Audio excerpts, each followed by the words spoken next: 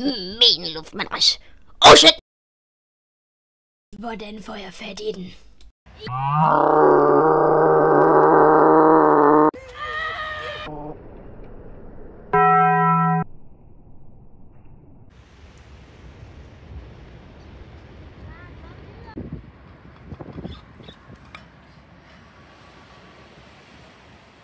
Ja, goddag. Det er Malte her fra Nordic.